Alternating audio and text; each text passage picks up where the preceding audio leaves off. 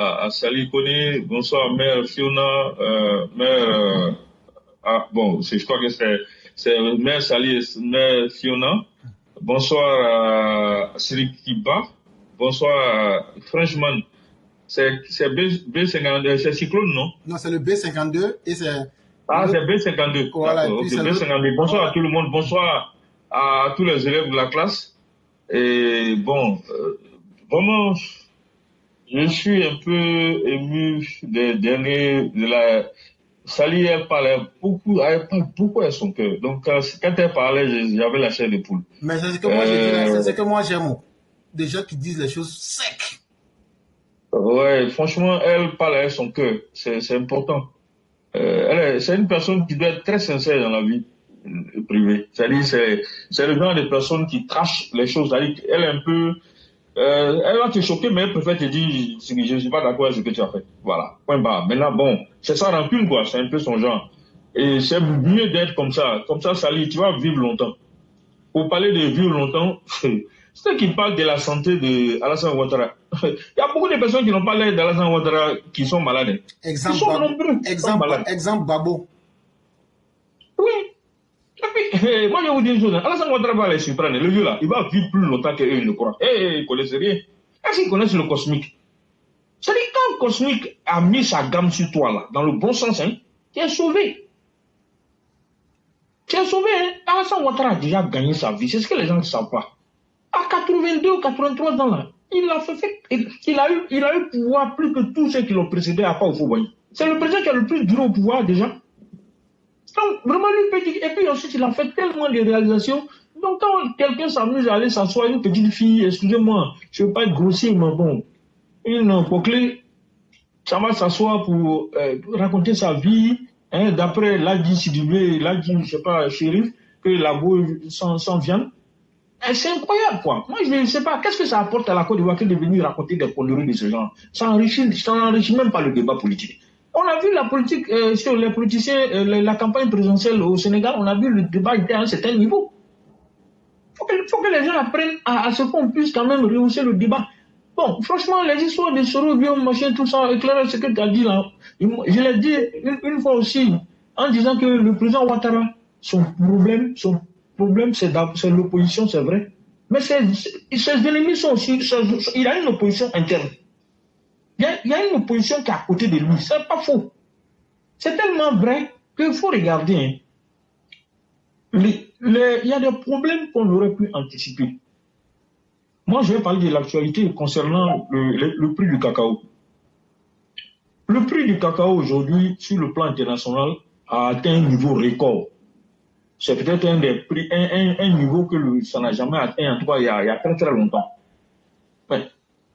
Pour comprendre ce problème, tout le bruit qu'il y a autour là, on fait des comparaisons entre la Côte d'Ivoire, le Ghana et le Cameroun. C'est les trois pays qu'on compare le plus. Et là où les gens, en tout cas dans les observations, se plaignent le plus, ils disent que pourquoi la Côte d'Ivoire n'a pas donné au moins 2000 ou 2500 francs. Mais le problème est lié au système de commercialisation adopté par la Côte d'Ivoire par rapport au Cameroun. Ce n'est pas le même système. Ça, c'est la première des choses. C'est la première explication. Les deux systèmes sont complètement différents. Le système de la Côte d'Ivoire, il y a un prix qui est fixé pour le paysan et on est dans une sorte de stabilisation. Alors que le système camerounais, on appelle ça les ventes spot. C'est-à-dire que le gouvernement, c'est un peu en grippe désintéressé, n'est pas aussi impliqué dans la vente du cacao au Cameroun parce que ça ne représente pas grand-chose pour l'État. S'ils s'impliquent, ils ne vont pas gagner grand-chose dedans. Donc, ils ne se fatiguent même pas pour trop s'impliquer parce que leur production là est de 200 000 tonnes cacao. Donc, ils ont le temps vraiment... Et la qualité est très bonne. Ça, il faut le reconnaître. Parce que y a ça aussi. Ce n'est pas quelque chose que nous, on ne peut pas faire chez nous. Hein.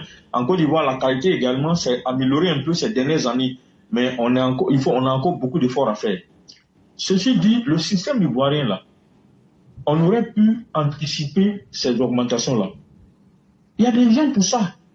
Donc, c'est là où le ministère de l'Agriculture et le conseil café cacao, j'estime que là, ils ont fauté. Donc, Éclair a raison sur ce plan pour dire que les gens n'ont pas anticipé. C'est ça aussi. Parce que la meilleure gouvernance, là, c'est l'anticipation. Il faut faire ce qu'on appelle une gouvernance prospective. Il faut faire agir de façon stratégique. On se fixe des objectifs SMART. Ça veut dire des objectifs atteignables. Et on mesure avec des ratios et tout le reste. Et puis, dans un cadre, un programme général pour l'agriculture en Côte d'Ivoire. Le prix CAF, c'est-à-dire coût, assurance et fret, est autour de 2400-2500. Je vais expliquer pourquoi on a mis à 1500 là. Le prix CAF, c'est-à-dire le prix de vente, coût, on appelle ça CAF, coût, assurance et fret, c'est autour de 2400 et 2500 francs CFA. Donc, en plus de ça, si l'État fixe le prix du bord-champ à 2500, il ne peut pas. Pourquoi? Parce que simplement, en plus de faire de la stabilisation, on fait ce qu'on appelle le contraire des ventes spot des Camerounais. Nous, on fait la pré-vente. C'est-à-dire, la production qui est en train d'être vendue actuellement, là, c'est déjà vendu. La production de l'année prochaine, là, on a peut-être déjà vendu. Nous, on nous fait des estimations et on sait que la production va être autour de temps et on vend ça déjà. Oui, ça a ses avantages. Mais l'un des inconvénients, c'est actuellement, là, la preuve, le prix a augmenté. Et la Côte d'Ivoire n'en profite pas, hein, il faut reconnaître. L'État même n'en profite pas, hein, parce qu'on a fait la pré-vente. Donc l'État n'en profite pas, naturellement les paysans n'en profitent pas. C'est un effort qu'ils ont fait même pour arriver à ce prix de 1500. Et le PDCI qui a pris pour faire propagande là, eux ils savent ça. Ils ont fait exprès pour dire que le gouvernement n'a qu'à mettre le prix à au moins à 2500. Ils savaient, ils ont fait exprès. En fait, c'était un attrape-nigo. Ils ont cru qu'ils allaient induire le gouvernement en erreur. En disant ça d'avance, ils ont mis une certaine pression sur le gouvernement. Moi, j'explique d'abord les réalités actuelles. Mais pourquoi on doit expliquer? Mais c'est le manque de communication, encore une fois, du gouvernement. C'est le manque de communication de Café Cacao. Les gars n'expliquent pas. Le ministre, là, s'il ne peut pas rentrer dans tous ces détails, il peut donner la parole à un technicien qui va faire une conférence de presse, même s'il lui parle, mais il peut dire, bon, je laisse le soin à un technicien à côté qui va expliquer de long en large.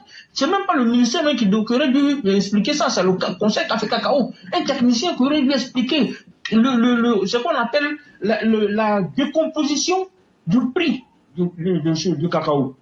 À partir de là, tout le monde va comprendre qu'on est tous au même niveau d'information. On a moins de problèmes. On est moins ignorant et on fait des analyses plus intelligentes et plus constructives. Mais ce n'est pas le cas. Ils ne donnent pas d'informations. Eux-mêmes me divulguent sur certaines choses. Ce que je vous dis là, c'est parce que j'ai fait un peu de recherche sur la question. C'est un direct, je ne peux pas rentrer dans tous les détails, j'ai oublié de résumer. Mais c'est pour ça que je dis ça. Ils ne font aucun effort. Et ça, c'est dommage. Maintenant, il faut approfondir la réflexion. Est-ce que le système de stabilisation que nous faisons là, est-ce qu'on doit continuer? Est-ce qu'il ne faut pas faire un système hybride? Je ne sais pas. Mais les experts doivent s'attirer sur la question et puis faire une proposition constructive au président. Le président n'est pas un technicien de cacao, c'est un financier. Si vous lui faites expliquer les choses correctement, il va comprendre, vous lui présentez les pour et les contre, les différents scénarios possibles, en cas de si on fait comme si, ainsi de suite, pour que le monsieur puisse prendre une bonne décision et puis permettre valider quelque chose. Parce que dans cette affaire, il y a une partie de l'argent dans les 2400 qu'on vend à CAF là, il y a dans les 2400, 2500 là, il y a une petite partie qu'on prend aussi, qu'on prélève comme impôt. Droit unique de sortie là, le DUS là. Dedans là-bas, il y a des décompositions. On prend dedans pour construire les routes villageoises là, pour l'acheminement des produits, les pistes villageoises. On prend.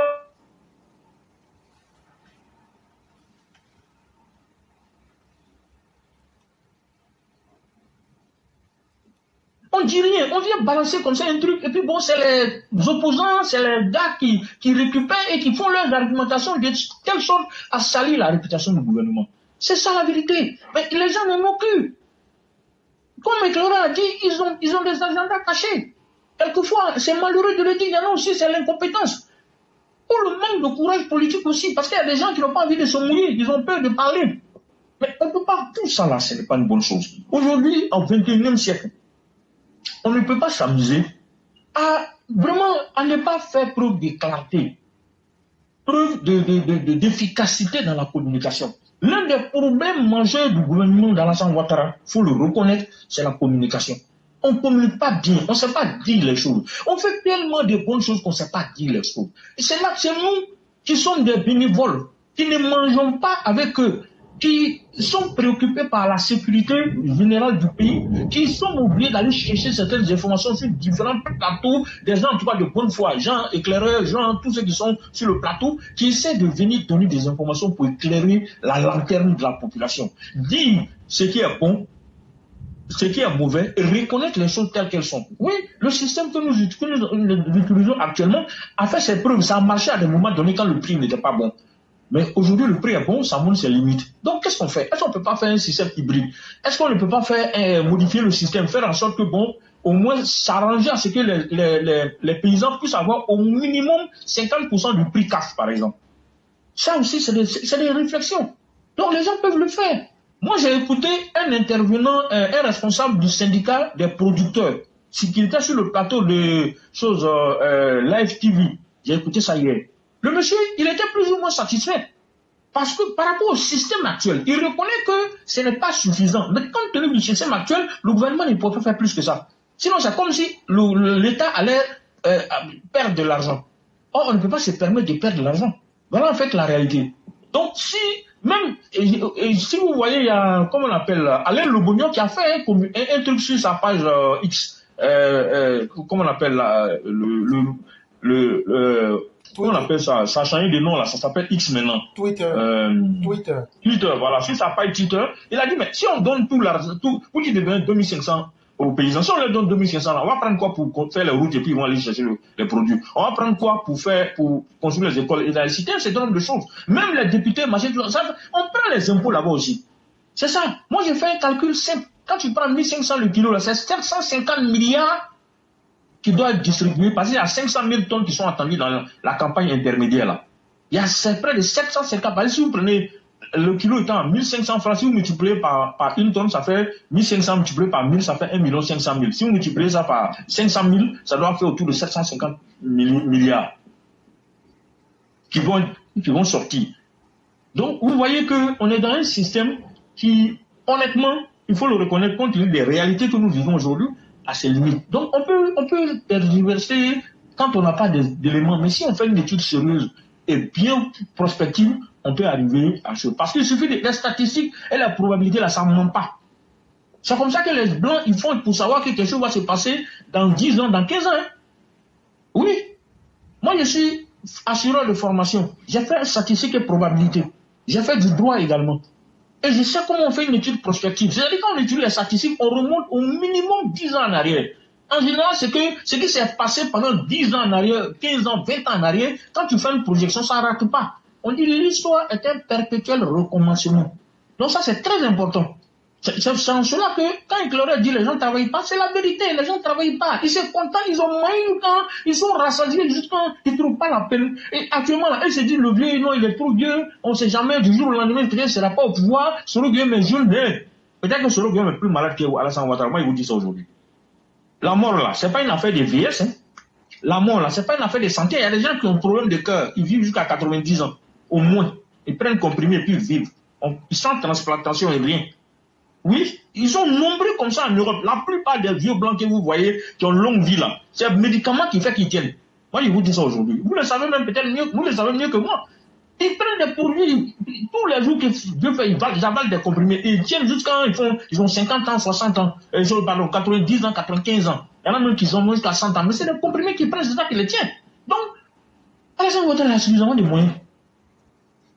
Il est malade, il n'est pas malade. Les gens vont, il va tenir, ça va surprendre les gens. Le vieux va enterrer beaucoup de personnes. Et on est là, vous allez me dire un jour. Il va enterrer beaucoup de personnes. Donc, il ne faut pas que les gens. Ça, c'est pas de la politique. Ce qu'ils font là, on appelle ça, je ne sais pas comment dire, mais c'est de la bassesse. C'est triste, et même pour la jeunesse. Qu'est-ce que vous voulez enseigner à la jeunesse ivoirienne? C'est-à-dire que les gens, on porte des coups en bas de la ceinture. C'est triste, quoi, c'est dommage. Et ça, il faut qu'on quitte dans ce genre de considérations. Moi, je pense que quand les gens ils vont là-bas, on n'a qu'à les laisser à leur conscience. Et on passe, il faut élever le niveau du débat. Malheureusement, ça dépend de ceux qui sont en face de nous. Qu'est-ce que tu veux qu'une personne comme Maïmouna, je sais pas quoi, la guerre ou quoi, là, que voulez-vous qu'elle puisse dire, qui puisse intéresser les gens? Si c'est pas des conneries comme ça. Que voulez-vous que sous le départ puisse dire, si c'est pas des conneries de ce genre? Que voulez-vous qu'Amiral Blindé puisse dire? Et regardez leur niveau intellectuel, ils ont quel niveau? C'est peut-être des gens, bon, Amiral Blindé, peut-être qu'il n'est même pas là à l'école. C'est maintenant, son français même s'est amélioré un peu. Hein? Sur le départ, il a quel niveau? Il a déjà soutenu quel bon débat. Il a déjà dit quoi de vraiment intéressant. Si c'est pas il saute de coq à l'âne. La guerre même, c'est même pas la peine. Elle n'a même pas un bon style langagé. Déjà, quelqu'un même qui est d'origine malienne, elle le reconnaît. Lors de la canne, là, c'est sorti. Donc, vous voulez qu'elle fasse quoi? Elle n'a rien à cirer de la Côte d'Ivoire. Si ça brûle là, elle a Mali qui est là, elle va aller s'asseoir là-bas. C'est pas son problème. Et puis en plus, avec tout ce qu'elle a fait dans ce pays-là, elle sait qu'elle ne peut plus rentrer ici, en tout cas, tant que la situation est comme ça. Donc, voilà pourquoi ces gens de personnes-là, franchement, on peut les écouter d'une oreille, mais ne pas.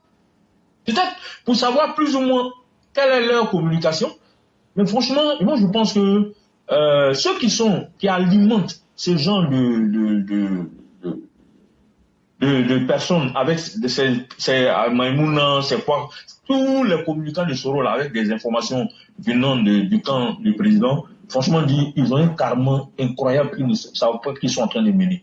Certains vont souffrir avant de mourir. Beaucoup parmi eux là, ils vont souffrir avant de mourir. Parce que vous ne pouvez pas vous enrichir sur le dos du contribuable et puis souhaiter que la sécurité du contribuable soit bafouée et puis le cosmique va enregistrer et puis on passe ça en perte et profit. C'est pas possible. C'est même pas possible. Si vous ne payez pas, votre descendance va payer. C'est ce que les gens savent pas, hein. Si tu ne payes pas, ta descendance va payer. De la même manière que physiquement, on a ce qu'on appelle, on dit c'est héréditaire là. De la même manière, sur le plan cosmique là, il y a des choses héréditaires. Il y a des esprits là. Quand tu as signé pacte avec eux, si tu meurs là, il va continuer le pacte avec un de tes enfants parce que les esprits, eux, vivent plus longtemps que nous sur la terre là. Eux, ils vivent plus longtemps. C'est ce que les gens ne savent pas. Tu passes un pacte. Tu n'es plus là. L'esprit passe le pacte. Et il va attraper un de tes enfants qui correspond plus ou moins aux vibrations que lui recherche. Et puis il se connecte à lui. Tu vas voir que si tu étais un tueur, un de tes enfants va devenir tueur, mais lui va payer pour toi et pour lui-même. C'est ça, c'est ce que les gens ne savent pas. Je vais vous raconter une petite anecdote me concernant. J'étais un grand, je vous ai dit que je fumais à l'époque avec le chef d'état-major quand on était étudiant. Je fumais beaucoup, mais j'étais un grand fumeur. Et puis un jour, je ne sais pas comment, hein, mais c'est venu quand je dis, mais la cigarette là, c'est pas la nourriture. Pourquoi je fume même? Je ne suis pas né à la cigarette. Les gens qui fument les vivent bien. Pourquoi moi, je me sens obligé de fumer? Non, je dois arrêter cette affaire-là. Et puis je vous dis, en moins d'une semaine, j'ai arrêté de fumer. Mais la dernière cigarette que j'ai fumée, je l'ai fumée un jour vers 22h. À l'époque, j'étais célibataire. J'étais dans ma chambre. J'avais une douche dans ma chambre. Je suis rentré, j'ai fini de me laver. J'ai pris la cigarette, je me souviens bien de la marque, c'est une Craven. J'ai allumé, j'ai fumé, j'avais même le vertige. Puisque ça fait plusieurs jours que je ne fumais pas. Quand j'ai fumé ça, j'ai écrasé dans le cendrier. Et puis, excusez-moi, j'étais nu complètement devant le miroir. Un grand miroir. Et je me suis parlé comme si je parlais à une deuxième personne. J'ai dit, toi là, à partir d'aujourd'hui, c'est ta dernière cigarette. Tu ne vas plus jamais fumer de toute ta vie. Je vous jure, avec tout ce que j'ai fait dans ma vie, j'ai dormi la nuit, j'ai vu en songe des esprits. Je les voyais à peine en train de pleurer qu'eux, ils n'ont plus d'héritage. Je vous jure, avec tout ce que j'ai fait dans ma vie. J'en parle même, j'ai la chair de poule. Quand je me suis réveillé le matin, j'ai prié et j'ai remercié Dieu de m'avoir délivré et d'avoir délivré ma descendance. Je venais de couper un lien karmique très dangereux en faisant ça. Remarquez, je vous ai dit, j'étais nu devant le miroir. C'est un rituel, hein. Si tu as un mauvais comportement que tu n'arrives pas à laisser là, il faut te mettre devant le miroir. Si tu veux, moi je conseille de le faire nu. Tu enlèves tout, même ta bague. Et puis tu parles au miroir pour dire ce mauvais comportement, tu t'adresses à toi-même, toi, Koulibaly, ce que tu es en train de faire là. Il faut arrêter ça, vous allez voir.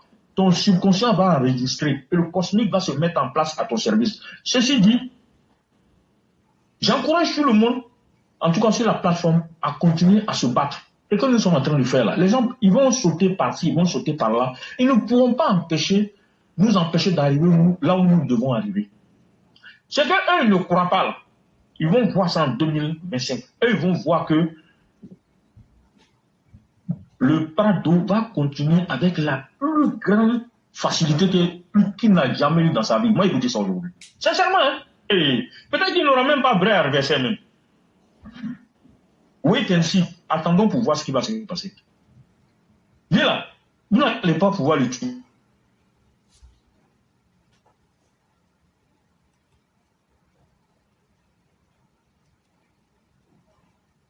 Vous n'allez pas pouvoir le tuer avec fétiche. Donc vous vous fatiguez. J'ai déjà dit ici, les gens pensent que c'est une affaire d'aller tracer dans le sable, faire ce qu'on appelle la géomancie, ou bien jeter courir, et puis venir attaquer la Côte d'Ivoire. Hey, l'affaire là, c'est plus grand que ça. Les vibrations de son jeu là, c'est trop high, c'est trop haut. Les vibrations sont à un niveau tel que on ne peut pas s'amuser.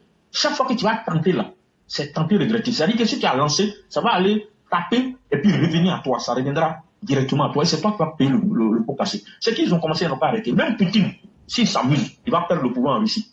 Oui, c'est pas parce que c'est. Éclaireur a dit un truc une fois, hein. La Côte d'Ivoire est petite, hein. C'est un petit carré. C'est pas la géographie, ni la puissance militaire physique que nous voyons là. Nous, on a une puissance militaire spirituelle. C'est pas Alassane Ouattara qui a donné. Hein. C'est comme ça que la Côte d'Ivoire, Dieu a fait. C'est un choix. Je ne sais pas comment vous expliquer, mais c'est comme ça. Donc, si même les États-Unis même s'amusent à nous, ils vont avoir problème. Le président qui va faire ça, il va avoir problème. Je ne sais pas pourquoi, mais remarquez ça. La personne va payer le contre-coup. Si tu as fait, si 3 jours, tu n'as pas eu de problème, 21 jours, tu vas avoir problème. Si tu n'as pas eu de problème dans 21 jours, tu auras problème dans chose, comment on appelle ça, au maximum 3 mois. Si tu as trop duré là, c'est 6 mois. Ça parle de 3 à 3. C'est comme ça. On ne peut rien faire pour ça, mais c'est une réalité. Je le dis, et je suis très à l'aise, parce que je ne peux pas aller au-delà. J'aurais peut-être donné des explications, mais je vais m'arrêter là pour dire que, oui, je ne dis pas que Alassane Ouattara peut tout faire, mais il faut qu'on se rassure sur le plan de la protection du territoire. Je pense qu'il a anticipé beaucoup de choses. Il a anticipé beaucoup de choses parce que il y a longtemps, parce qu'Alassane il est dans la prospection, hein, il est dans la gouvernance prospective. Sur tous les plans, surtout sur les pouvoirs régaliens de l'État, notamment la sécurité. Il savait depuis longtemps que tôt ou tard, après les attaques djihadistes, là, il a su que s'il ne prend pas des dispositions, tôt ou tard, les gens risquent d'exporter la guerre de leur pays à la Côte d'Ivoire. Il savait. Donc, il a pris beaucoup de dispositions. On ne peut pas dire dans tous les détails. C'est normal. Vous voyez que lui, il ne fait pas beaucoup de là, il ne crie pas, il machin. Lui, il a dit. C'est-à-dire, tous ceux qui vont tenter de nous attaquer là, la riposte ne sera pas du jeu pour eux, hein, sincèrement. Et Éclaireur, quand il parle souvent de notre puissance de feu, il ne dit pas ça pour amuser la galerie, il est au sérieux. Vous le connaissez, vous savez que lui, il aime dire les choses, appeler les choses par leur nom. Appelons un chat un chat. Donc moi, je souhaite, je l'ai dit la dernière fois, que la sagesse puisse gagner. Moi, je prie dans ce sens-là, que la sagesse puisse gagner les Maliens, les Burkinabés et les Nigériens. Parce que souvent, il faut prier pour ton ennemi. Oui, il faut prier pour ton ennemi. C'est les oiseaux de même plumage qui volent ensemble. Si lui t'envoie des vibrations négatives, si toi tu lui envoies des vibrations positives, ton aura étant baigné dans des vibrations positives, ces vibrations négatives ne pourront jamais t'atteindre. C'est ça que les gens n'ont pas compris. L'aura de la Côte d'Ivoire, là, c'est pas même la même nature que l'aura des autres pays. Oui, parce que les Ivoiriens ont un égrégore qui est très positif. Un égrégore qui est aligné sur les vibrations divines. Donc, du coup, quand vous envoyez vos histoires de vibrations négatives, là, ça ne trouve pas lieu de. Ça ne peut pas s'installer. Il ne trouve pas la place pour pouvoir s'incruster. Donc, du coup, ça retourne là où c'est quitté. C'est ce qu'ils ne comprennent pas. C'est pour ça que je dis qu'ils ne pourront jamais nous atteindre. Parce que les Ivoiriens, on est fabriqués comme ça. Nous sommes un peuple, on n'est pas méchants de nature. On est gentils foncièrement. Sauf que on sait réagir. Ça aussi, c'est normal. Parce que si quelqu'un, ta vie en jeu, tu ne vas pas dire que non, comme je crois en Dieu, je vais me coucher, non, pas me tuer. Non, Dieu même a dit, il faut défendre ta vie, au prix de ta vie. Donc, il faut te défendre.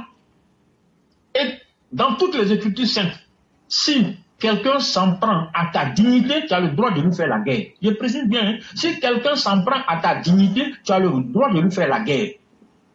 La dernière fois, je vous ai dit que la rébellion, là, Dieu a accepté. Ça vient un peu de là aussi. Parce que quand la dignité de quelqu'un est en jeu là, l'argent n'est rien à côté. Hein. L'argent, c'est rien du tout. Tu peux être pauvre. Mais si on atteint ta dignité, tu restes d'être une personne. Tu n'es plus une personne, tu deviens même un animal. Remarquez, même les animaux, ils ont un précaré là, c'est-à-dire ils ont une surface de réparation. Si tu rentres dedans, même si son semblable rentre dedans, son propre bébé même rentre dedans, il lui fait pas de cadeau. Moi, j'ai une chienne, elle vient de faire elle a mis bas.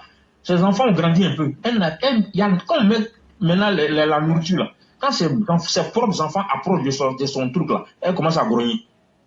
Pourtant, c'est elle qui les a mis au monde. Hein.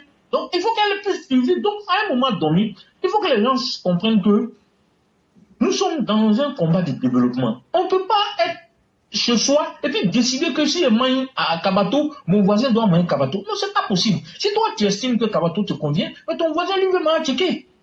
Non, il mange à Tchéké. Donc, tu ne peux pas lui dire pourquoi toi, tu ne manges pas Kabato aussi, tu es un trait. Non. Vous ne pouvez pas décider que nous, on doit vous suivre dans votre système de développement, dans votre système politique. Si vous estimez que les coups d'État sont salutaires pour vous, mais c'est tant mieux. Si vous estimez que la Russie est votre meilleur allié, mais c'est tant mieux pour vous. Mais nous, on a décidé qu'on est avec la France. Parce que jusqu'à preuve du contrôle, on n'a pas encore trouvé un partenaire qui est mieux que la France. En tout cas, qu'il faut chasser et remplacer par un autre partenaire. Pour l'instant, nous, on n'est pas dans cette logique. Nous, on diversifie notre partenariat. Actuellement, je vous parle, au journal télévisé d'aujourd'hui, j'ai vu le président italien en Côte d'Ivoire. Il est là actuellement. Mais pourquoi le président italien en Côte d'Ivoire? Moi, je ne me souviens pas de mémoire d'Ivoirien qu'un président italien soit venu en Côte d'Ivoire. Mais c'est pourquoi? L'Italie est née là. C'est une société italienne qui vient de découvrir jugement Baleine, qui vient de découvrir encore jugement Calao. Ça veut dire que les relations, vous voyez, les pays là, c'est une affaire d'intérêt. Hein. Le président italien se sent obligé de se déplacer pour venir rencontrer Alassane Ouattara, ils vont passer des deals. Ce sera des deals forcément en faveur de la Côte d'Ivoire, parce que connaissant le président Ouattara. Mais vous voyez que ce n'est pas les Français qui sont là. Hein. Ce n'est pas le président français qui est là, c'est un président italien. Donc nous, on diversifie nos partenaires pour pouvoir mieux développer la Côte d'Ivoire. On dit, prends ton crédit, il faut doubler 25 000 milliards, c'est petit, il faut prendre 50. Parce que si tu prends 50 là, nous, on sera comme Dubaï. Parce que nous, on voit où l'argent rentre. Si on ne voit pas où l'argent rentre, on va dire non, il prend trop crédit. Mais on voit où l'argent rentre.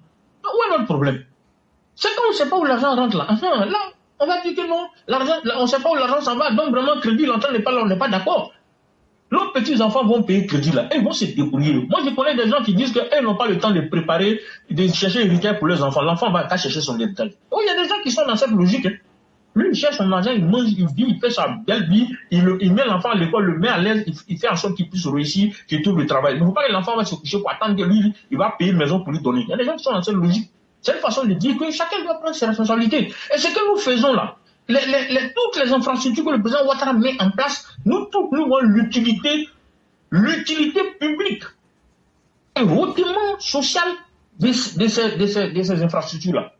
Tous les ponts et toutes les routes qu'on est en train de construire, les hôpitaux qu'on est en train de construire, tout le travail qui est en train de se faire, les pompes pour l'eau douce, pour pouvoir donner de l'eau potable à nos parents qui sont dans le monde paysan, l'électrification des villages, mais ça a un coût, ça a un prix. C'est une question de volonté politique et c'est seule la volonté politique et la vraie volonté politique, le vrai courage politique qui peut te permettre de faire ça. Et on parle d'un expert en finance internationale et peut-être même l'expert en finance internationale, l'expert mondial en finance internationale, fut-il un noir qui s'appelle Alassane Ouattara. Il n'y a pas mieux que lui. Si tu l'as sauté là, tu gagnes plus expert financier. Ça n'existe pas, c'est pas possible.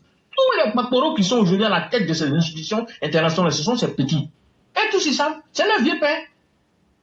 C'est ça là aussi, on ne peut pas dire. Ce qu'on le dit là, c'est pas parce qu'on vénère le monsieur, et puis si on le vénère, ça fait quoi? Si on le vénère, c'est pas quoi? Ça fait quoi? On n'a pas vénéré au Fouboigny ici. On n'a pas dit au Fouboigny c'était un nanan. Il y en a même qui ont dit qu'au Fouboigny c'était un dieu. Gbagbo même qui est là, il n'a rien foutu là. Les gens disent pas que Gbagbo, il y a des gores là, Gbagbo elle est dieu, moi il vous dit ça. La preuve, c'est que des gens ont accepté de mettre leur vie en berne. Je dis bien mettre leur vie en berne. Ils ont stoppé leur vie à partir du moment où Gbagbo a perdu le pouvoir. Et ils ne voulaient pas participer à quoi que ce soit dans ce pays-là. On est où là? Éclaireur, merci beaucoup d'éveiller les consciences. Merci beaucoup pour l'avoir mis cette plateforme-là en place. Merci beaucoup que Dieu fasse en sorte que la plateforme puisse survivre à nous tous. Amen. Amen. Que la plateforme existe de siècle en siècle. Qu'elle se multiplie, se change d'une façon, se transmute pour pouvoir épouser l'ère du temps à chaque fois. C'est très important. Parce que ce genre de plateforme-là, l'esprit qui est derrière, c'est un esprit d'éveilleur de conscience. C'est un esprit qui pour aider la population, c'est un esprit pour aider les gens. J'ai été très ému de savoir que le direct de jeudi passé, il y avait 26 000 personnes connectées. Je souhaite qu'on ait le triple prochainement. Amen. Pour que le maximum de personnes viennent nous écouter pour savoir que nous ici, là, le seul combat qu'on mène là, c'est la Côte d'Ivoire. Le seul combat qu'on mène là, c'est le développement de notre pays. Le seul combat qu'on mène, développer notre pays, mais développer l'Afrique. Parce que si nous développons notre pays, nous développons l'Afrique. Alassane Ouattara doit être non seulement un exemple, un étalon de mesure pour tous les chefs d'État africains. Les gens doivent regarder son comportement et s'inspirer de lui. Et moi, je vous ai dit, si les nouveaux tenants du pouvoir au Sénégal veulent réussir, ils n'ont qu'à prendre Alassane Ouattara comme exemple. Ils n'ont qu'à s'inspirer de ce qu'il fait. Il n'a pas dit qu'ils n'ont qu'à copier, hein, mais ils n'ont qu'à s'inspirer de ce qu'Alassane Ouattara fait. C'est dire qu'il y a beaucoup de bonnes choses à prendre dans ce que le vieux fait. Que le vieux, là, il connaît la vie plus que eux. Il est plus instruit qu'aller-retour. Ils n'auront jamais l'intelligence qu'Alassane Ouattara a. Ça, c'est un. Deuxième chose, ils ne sont pas plus patriotes qu'Alassane Ouattara. Il est patriote, mais il est très intelligent. J'ai dit une fois, il y a une loi naturelle qui dit, si il y a une force qui est trop forte, ne l'affrontez jamais frontalement. Le pouvoir, pour l'instant, là, occidental est trop fort. Il ne faut pas jouer. Si tu t'amuses, ils vont t'écraser. Ça prendra le temps que ça prendra. C'est comme une confrérie de sorciers, hein. Éclairé au début du direct, a dit quelque chose de très important. Vous croyez que si les intérêts des blancs occidentaux comme russes se croisent quelque part, ils vont agir pour le compte de qui? Pour leur race. Je vous dis ça aujourd'hui, ils ne vont pas agir pour dire que non, comme on est en partenariat avec le Mali, donc nous, Français, on n'est pas d'accord avec vous. Hein. Non, hein, ça, c'est pas leur problème. Et là, ils sont prêts pour leur race. Et d'ailleurs, même, il y a quelqu'un qui a fait un post sur les TikTok, les comptes Telegram de certains Russes qui étaient en train d'échanger entre eux. Et ils disent que nous sommes des singes. On va venir chercher quoi auprès des singes, là, si c'est pas pour venir prendre leur matière première. C'est comme ça qu'ils nous voient. Parce qu'il y en a un qui disait à son camarade, mais on cherche pas même dans ces pays-là des singes là. Et l'autre a répondu que non, ça coûte des matières premières qui sont là-bas, sinon on va faire quoi avec ces singes-là. Voilà comment ils nous voient. Vladimir Poutine n'a jamais mis pied en Afrique. Ça ne l'intéresse pas. Quand il doit envoyer quelqu'un là, il envoie son secret Lavrov. Il fallait parler avec eux. Il ne les considère même pas. Il va aller chercher quoi là-bas? Il va venir se déplacer pour venir chercher quoi là? Non, ça ne les intéresse pas. Il ne les prend même pas au téléphone. Je vous dis ça. Le Burkina, comment ils prennent le Burkinabé peuvent. Parce qu'il y a eu attentat en Russie. Oui, ok, on est sensible, c'est des humains qui sont morts. Il y a eu attentat, on n'est pas pour, on est contre. Mais vous allumez bougie pour dire que vous, Yako à ces gens-là. Depuis quand les Russes et le gouvernement russe ont fait pour allumer bougie ou bien on fait communiquer pour dire Yako aux nombreux morts que les djihadistes causent au Burkina ou au Mali ou au Niger. Vous voyez? C'est-à-dire que je ne peux pas comprendre qu'on dise qu'on est en train de faire un partenariat gagnant-gagnant et puis on se déculotte de cette manière. On s'asservit jusqu'à l'os. C'est incroyable. On refuse même d'avoir, d'être des hommes. On est même plus que des sous-hommes. Parce que vous dites que les Français nous maltraitent. Ok, les Français là, même s'ils nous maltraitent là, au moins, ils lâchent un peu. Ça fait qu'on a un minimum de développement. La Russie. Montrez-moi le pays que la Russie a aidé dans le monde qui s'est développé. Est-ce que vous savez que Cuba, qui est un partenaire russe depuis les années 50, ils connaissent aujourd'hui les mêmes problèmes d'électricité que le Mali? Vous voyez? Ils connaissent les mêmes problèmes d'électricité que le Mali.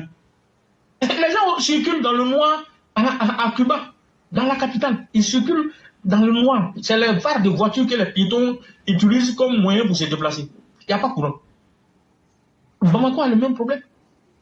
La Russie a aidé Cuba? Non. La Guinée, depuis les années 58, Sékou Touré a travaillé avec les Russes jusqu'à aujourd'hui. La Guinée travaille avec les Russes. Les bauxites, quoi, là, c'est les Russes qui exploitent.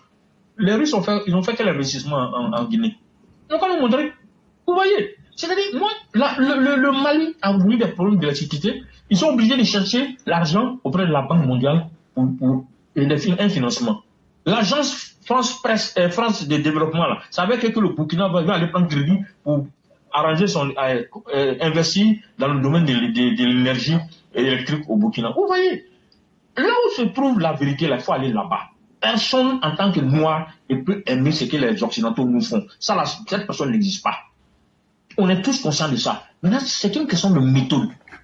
Comment on fait? Est-ce qu'on les affronte frontalement ou bien on préfère plutôt grignoter petit à petit notre liberté? Et c'est ce qu'Alassane Ouattara est en train de faire. C'est ce que Houphouët-Boigny a commencé. Et à l'époque aussi, on traitait au fond des traites. Tous les autres qui étaient autour de la langue. Sauf qu'il n'y avait pas Internet. Donc on pensait, Houphouët a été traité, on l'a dit, Houphouët était un traite. Ce que Touré l'a dit pendant plusieurs années. Aujourd'hui, on dit Alassane Ouattara est traite parce qu'il traite à la France. Non, ce n'est pas une affaire de traiterie, c'est une affaire d'intelligence. Quand celui qui, tu vois que quelqu'un est plus fort que toi là, il ne faut pas l'affronter frontalement. Il va te faire du mal. Il faut essayer de voir comment tu peux le mordre et puis le souffler un peu pour gratter aussi pour pouvoir t'asseoir. Moi, je voulais dire qu'on n'a qu'à continuer le combat que nous menons sur la plateforme. On n'a qu'à continuer à encourager le gouvernement. On n'a qu'à continuer également à dénoncer ce qui ne marche pas. Nous-mêmes, on va dire ce qui ne marche pas. On ne va pas attendre que l'opposition vienne dire. Parce que l'opposition dit ça souvent de façon malsaine et de façon tendancieuse et de façon négative. Avec un objectif justement de pouvoir salir la réputation du pouvoir en place. Nous, on ne vient pas le dire pour salir la réputation du pouvoir. Nous, on va donner nos points de vue sur cette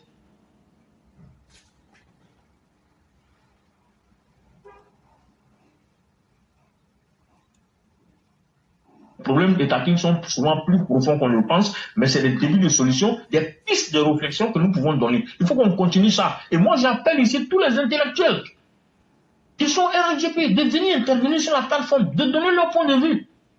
On est nombreux, il y a beaucoup de gens qui sont dans des domaines divers et variés, qui peuvent venir donner leur point de vue technique. Si même s'ils veulent, ils n'ont qu'à éviter de parler politique, même s'ils veulent, mais ils n'ont qu'à donner un point de vue technique. Par exemple, l'affaire du café cacao là, c'est un problème national. Oui, c'est bon pour l'État, il faut que les paysans aussi en profitent. Les paysans ont beaucoup souffert, c'est une réalité. Nous tous, on mérite en ce que les paysans puissent s'en sortir. C'est notre choix à tous. Sinon, sur Babou ici, là, les gens ont brûlé le cacao ici. Le cacao était à 400 francs, ça n'a jamais existé. 400 francs le kilo, les gens ont brûlé le cacao ici. Donc quand on va venir me dire que Alassane Ouattara 1500, c'est pas bon, oui, c'est relatif. Toutes choses étant égales par ailleurs, oui, on aurait voulu que ce soit mieux, mais la réalité, c'est que sur le terrain, je pense que les gars ne pourraient pas faire plus que ça. Ça, c'est vraiment, après mes analyses, après mes recherches, que j'en suis arrivé à cette conclusion. Éclaireur, je vais m'arrêter là. Vraiment, merci beaucoup, cher père. On a tellement appris avec vous. Et vous utilisez des mots qui sont un peu techniques. Les gens demandent égrégore, c'est quoi? Bon, ok, je vais vous expliquer de façon simple. Quand on dit un égrégore, là, ça veut dire, moi, je suis sur la plateforme. Nous tous, on est là. Qu'on le veuille ou pas, qu'on soit conscient de ça ou qu'on ne soit pas conscient, on partage une même ligne de vibration à un moment. Si tu es sur la plateforme, là, il y a quelque chose que nous tous, on partage dans la pensée. Et cette pensée-là, ça crée un corps. C'est ce qu'on appelle un égrégore. Exact. Voilà. Donc ça, c'était pour... Et vous avez aussi parlé du président Ouattara, vous avez dit beaucoup de choses. En fait, le combat du président Ouattara est déjà fini. C'est à la postérité que nous pensons. Le président Ouattara, là, Dieu même ne peut pas accepter que quelqu'un l'humilie. Et vous avez dit ça. Voilà. Exact. Voilà. Parce que quelqu'un qui est un dirigeant, le dirigeant ne peut pas être jugé comme un citoyen ordinaire. Ça, tu te trompes. Absolument. Parce qu'un pays où le dirigeant est traité comme le citoyen lambda, c'est comme ça finit comme Cuba. C'est de l'utopie. Pour que quelqu'un soit un dirigeant, il faut qu'il soit quelqu'un qui est dans des conditions de pouvoir réfléchir sainement pour pouvoir anticiper sur les événements. C'est pourquoi toute société qui veut aller de l'avant met dans certaines conditions ses dirigeants pour qu'ils puissent réfléchir sainement. Chers Ivoiriens, asseyez-vous aujourd'hui. Nous sommes le 3 avril 2024. Supposons que le président Ouattara n'est plus là. Supposons que c'est avec les Laurent Gbagbo, les Tidjane Thiam qui vont aller négocier. Asseyons-nous. De vous à moi, est-ce que ces personnes peuvent négocier avec la tête levée pour dire que nous connaissons le monde et nous savons où le monde va. Et nous sommes conscients que nous n'avons pas atteint votre niveau. Mais voilà aujourd'hui ce qui est bon pour nous. Le président italien, il est venu, depuis quand des mémoires d'hommes, vous avez vu un président italien venir en Côte d'Ivoire? Ça ne s'est jamais fait. Ça n'existe pas. Mais si ça s'est fait à cause de quelque chose. Ce quelque chose-là, eux, de la manière dont on n'a pas la technologie là, c'est comme ça qu'ils ont besoin du pétrole qu'on a découvert. Mais le problème va commencer, on va négocier avec qui? Voyez-vous, vrai là, pour vous dire la vérité, hein, chers parents, les 300 000 barils là, c'est ce qu'on veut vous dire, mais c'est plus que ça.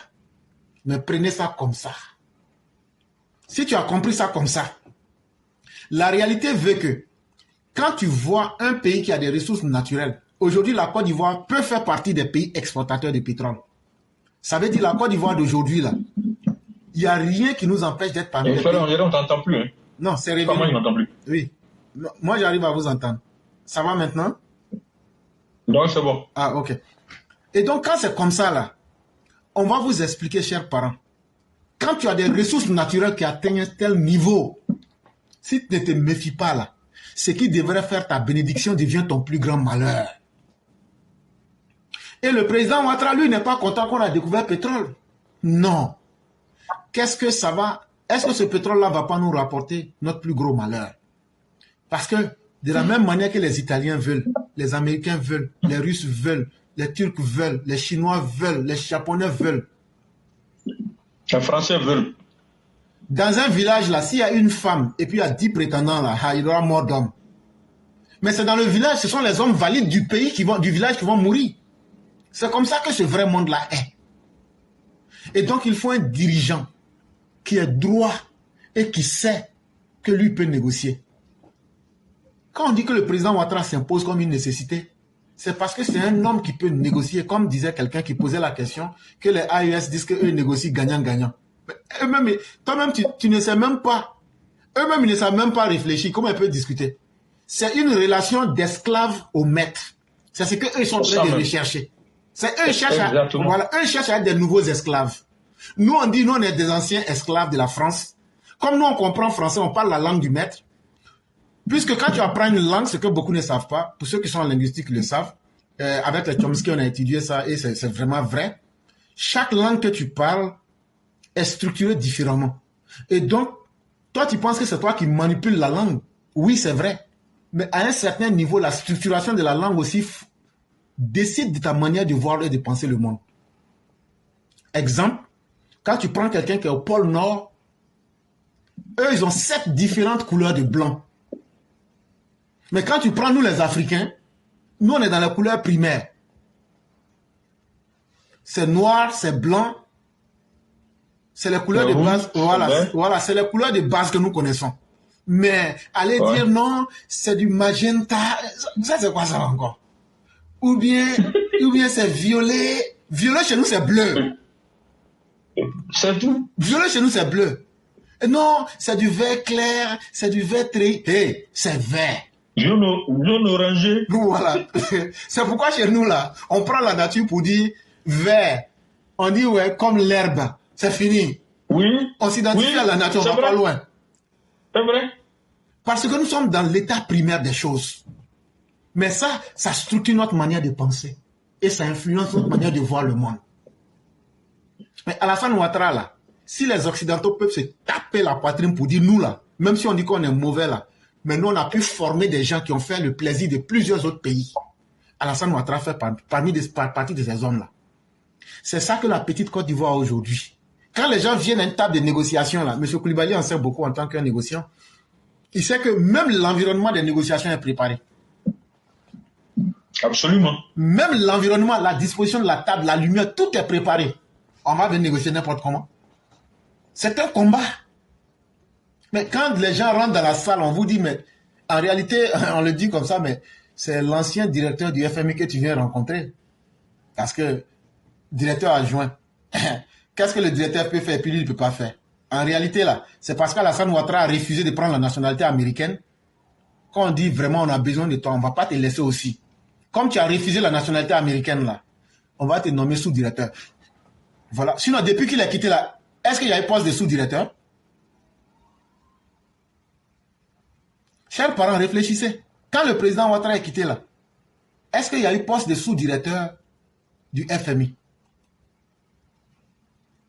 On vient de perdre nos panélistes. Et donc, vous allez me permettre de les récupérer. Donnez-moi juste un instant.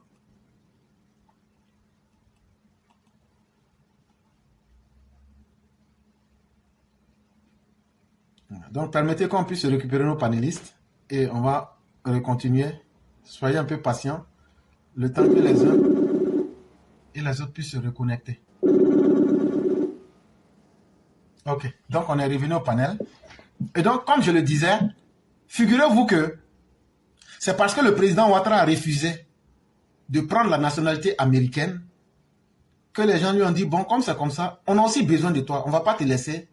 Donc, on va créer ce poste-là spécialement. Allô? Pour pouvoir extraire le pétrole. Ouais. Et donc, allô? Oui, je suis là. Bon. Et donc, on va créer ce poste. Ah, d'accord. Ouais. Non, moi, pendant que tu te reconnectais, j'étais en train de vouloir expliquer, juste en 2 minutes, si tu permets, okay. Les investissements à faire par rapport au pétrole de la Côte d'Ivoire exploité. Ok. Tu permets 2 minutes seulement. Oui, comme ça prend 2 minutes. Il y a le ok. Non, vous parlez en 2 minutes, après on lui passe la parole pour ne pas abuser de sa patience. D'accord. Oui. Donc, il faut savoir que les investissements coûtent, bon, pour extraire ce pétrole-là. D'abord, l'exploration coûte très cher. Et puis, pour extraire ce pétrole, ça coûte très, très cher. Il faut, de mémoire, selon les informations, autour de près de 4 000 milliards de francs CFA. C'est parce que les gens se rendent compte des sommes faramineuses. S'ils ne comprennent pas, vous savez, nous, on n'est pas beaucoup à l'école. Faut aller dans la mer, en pleine mer. Tu crées jusqu'à 4 km en bas de la mer. C'est avec quel argent tu peux faire ça? Si tu arrives à calculer l'argent là, c'est ça on met pour chercher à découvrir le pétrole là. Nous, on est villageois, nous, on ne comprend pas français. Voilà. Et puis en plus, on n'a même pas la technologie. Il n'y a pas quelqu'un en Afrique qui a ça.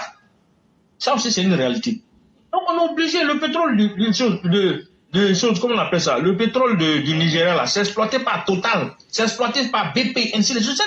Il y a des compagnies internationales qui ont les moyens, ils ont l'expertise, ils ont tout pour pouvoir le faire. Et puis eux, là, ils ont le financement. Ils cherchent le financement et puis ils viennent exploiter. Donc, Eni, là, ils ont le financement. Maintenant, la Côte d'Ivoire a fait une deal avec eux.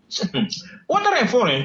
La première année, on ne gagne pas grand-chose, c'est normal, parce que celui qui a fait l'investissement, je vous donne l'exemple du 3e pont. Les opposants ont parlé beaucoup sur le 3e pont, aujourd'hui, ils se sont tous tués. Pourquoi? Parce que Ouattara a racheté le pont appartient à 100% à la Côte d'Ivoire aujourd'hui. C'est incroyable, les gens ne s'attendaient pas à ça, les gens avaient raconté excusez-moi, des termes de conneries, ouais, c'est dans 100 ans, donc. On n'a même pas fait 10 ans même, le monsieur a récupéré le pont. Le pont est 100% Côte d'Ivoire, aujourd'hui là. Ouattara, ça...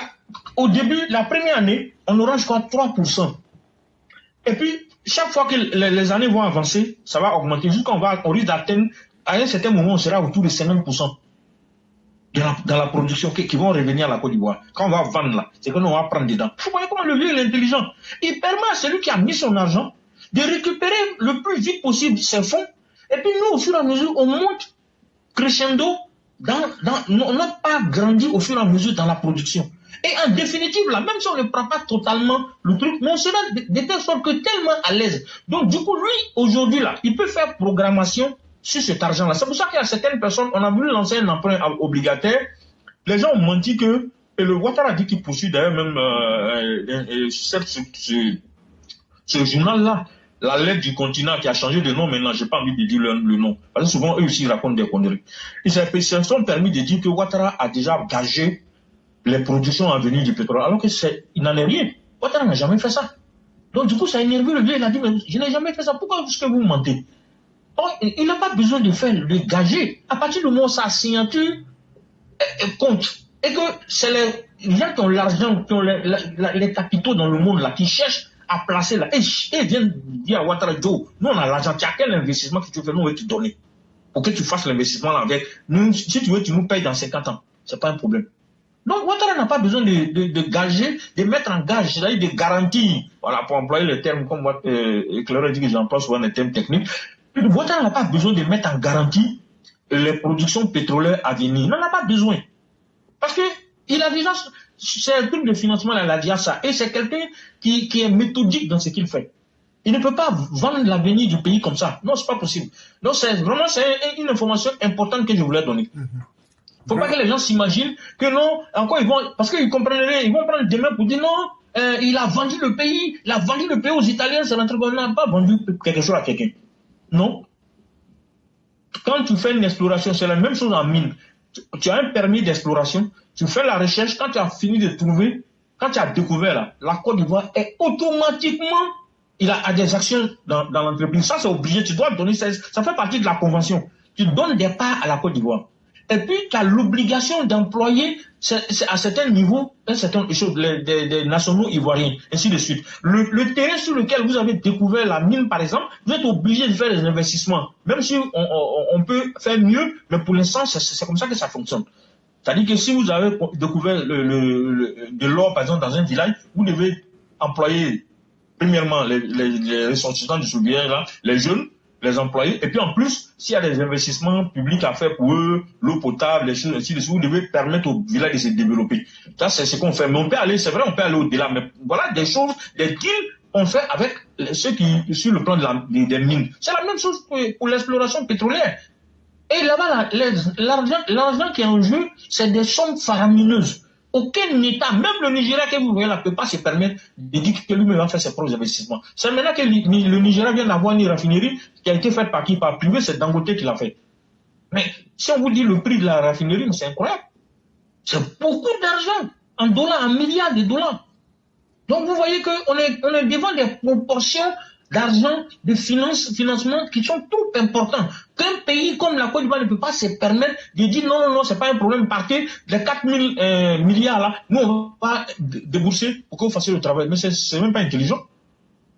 J'ai l'argent sur mon compte bancaire, mais je peux pas en crédit pour construire une maison. Pourquoi je vais prendre mon argent pour construire la maison? Je prends crédit. C'est tout. C'est aussi simple que ça. Mon argent qui est en banque là, je vais utiliser pour faire autre chose, mais pour construire la maison, je vais prendre crédit, puisque j'ai la capacité de prendre le crédit et de rembourser. Bon, voilà ce que je voulais juste dire là, éclairer. Il n'y a pas de problème.